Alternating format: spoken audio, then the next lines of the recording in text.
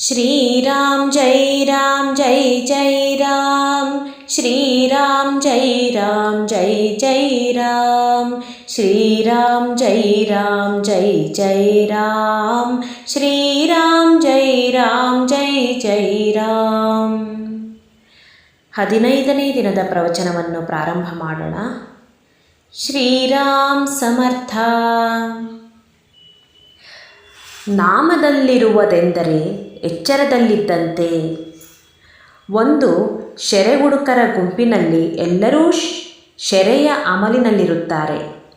ಆದರೆ ಅವರಲ್ಲೊಬ್ಬನು ಶೆರೆ ಕುಡಿಯದೆ ಇದ್ದವನಿದ್ದರೆ ಉಳಿದ ಹುಡುಕರು ಅವನಿಗೆ ಇವನು ಎಚ್ಚರದಲ್ಲಿಲ್ಲ ಎನ್ನುತ್ತಾರೆ. ವಾಸ್ತವಿಕವಾಗಿ ಅವನೊಬ್ಬನೇ ಎಚ್ಚರವಿದ್ದು ಉಳಿದವರೆಲ್ಲರೂ ಅಮಲಿನಲ್ಲಿರುತ್ತಾರೆ. ಇದರಂತೆ ನಾವೆಲ್ಲರೂ ವಿಷಯದ ಅಮಲಿನಲ್ಲಿರುವುದರಿಂದ ಯಾವನು ನಾಮದಲ್ಲಿರುತ್ತಾನೋ ಅವನಿಗೆ ಇವನು ಎಚ್ಚರದಲ್ಲಿಲ್ಲವೆಂದು ಅನ್ನುತ್ತೇವೆ. ಆದರೆ ನಿಜವಾಗಿ ನೋಡಿದರೆ ನಾಮದ ಹೊರತಾಗಿ ಜಗತ್ತಿನಲ್ಲಿ ಬೇರೆ ಸತ್ಯವಿಲ್ಲ ಎಂದು ಯಾರಿಗೆ ದೃಢವಾದ ಭಾವನೆ ಇರುತ್ತದೆಯೋ ಅವನೇ ಎಚ್ಚರದಲ್ಲಿರುತ್ತಾನೆ. ನಾವು ಮಾತ್ರ ಭ್ರಮದಲ್ಲಿರುತ್ತೇವೆ.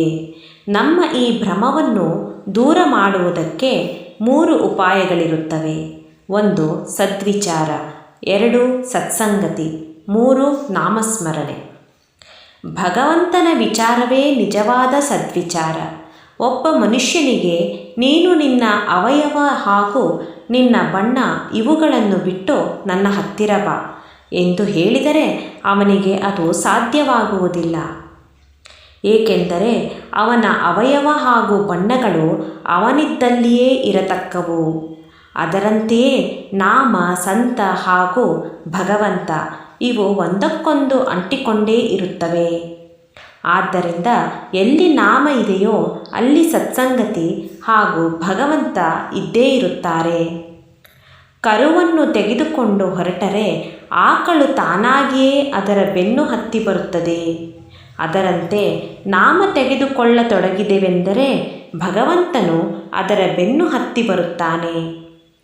ಇಂದು ಮನುಷ್ಯನು ಅನೇಕ ಯಂತ್ರಗಳನ್ನು ನಿರ್ಮಾಣ ಮಾಡಿರುತ್ತಾನೆ. ಅದರಂತೆ ಭಗವಂತನ ಪ್ರಾಪ್ತಿಗಾಗಿ ಸಂತರು ಯಾವುದಾದರೊಂದು ಯಂತ್ರವನ್ನು ನಿರ್ಮಾಣ ಮಾಡಿರುವರೇ ಎಂದು ನೀವು ಕೇಳಬಹುದು. ಇದರ ಉತ್ತರವು ಬಹಳ ಸುಲಭವಿರುತ್ತದೆ. ಇಂಥ ಯಂತ್ರವನ್ನು ಸಂತರು ಬಹಳ ಹಿಂದೆಯೇ ಶೋಧ ಮಾಡಿರುತ್ತಾರೆ. ಆ ಯಂತ್ರದ ಹೆಸರು ರಾಮನಾಮ. ಈ ಯಂತ್ರವು ಸರ್ವರಿಗೂ ಸುಲಭವಾಗಿ ಪ್ರಾಪ್ತವಾಗುತ್ತದೆ ಹಾಗೂ ಉಪಯೋಗಿಸಲು ಬರುತ್ತದೆ. ಇದಕ್ಕೆ ಎಂದೂ ಜಂಗು ಹತ್ತುವುದಿಲ್ಲ. ಭಕ್ತ, ಭಗವಂತ ಹಾಗೂ ನಾಮ ಈ 3 ಏಕರೂಪವಾಗಿರುತ್ತವೆ.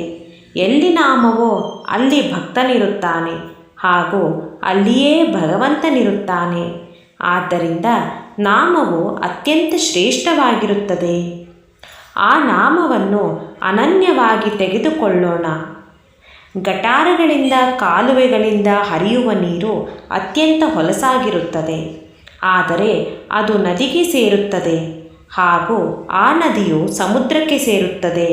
ಸಮುದ್ರವು ಅವೆಲ್ಲವುಗಳನ್ನು ಸಮುದ್ರ ರೂಪ ಮಾಡಿಬಿಡುತ್ತದೆ. ಅದೇ ರೀತಿ ಮನುಷ್ಯನು ಎಷ್ಟೇ ಪಾಪಿ, ಅಪರಾಧಿ ಹಾಗೂ ದೋಷಿಯಾಗಿದ್ದರೂ ಅವನು ನಾಮವೆಂಬ ನದಿಯನ್ನು ಆಶ್ರಯಿಸಿದರೆ ಶ್ರೀರಾಮವೆಂಬ ಸಮುದ್ರ ರೂಪನಾದನೆಂದು ತಿಳಿಯಬೇಕು. ಭಗವಂತನನ್ನು ಮರೆಯುವುದೇ ಎಲ್ಲಕ್ಕಿಂತ ದೊಡ್ಡ ಪಾಪವಾಗಿರುತ್ತದೆ. ನಾಮದಿಂದ ಭಗವಂತನ ಸ್ಮರಣೆಯಾಗುತ್ತದೆ. ನಾಮದಿಂದ ಪಾಪವು ದೂರವಾಗುತ್ತದೆ. ಅನಾಥ ಎಂಬ ಶಬ್ದವು ನಾಥನ ಹೊರತಾಗಿ ಇರುವುದಿಲ್ಲ ಹಾಗೂ ನಾಥನಿಗೆ ಅನಾಥನ ಹೊರತಾಗಿ ನಾಥತ್ವವು ಬರುವುದಿಲ್ಲ. ರಾಮನು ಎಲ್ಲರ ನಾಥನಾಗಿರುತ್ತಾನೆ. ನಾವು ಅವನ ಅಖಂಡ ಸ್ಮರಣೆಯಲ್ಲಿರೋಣ. ಪ್ರಪಂಚವು ವನವಾಸದಂತೆ ಇರುತ್ತದೆ. ರಾಮನ ಸ್ಮರಣೆಯಲ್ಲಿ ಪ್ರಪಂಚದಲ್ಲಿಯ ಸಂಕಟಗಳು ಹಾಗೂ ದುಃಖಗಳು ತುಚ್ಛವೆನಿಸುತ್ತವೆ.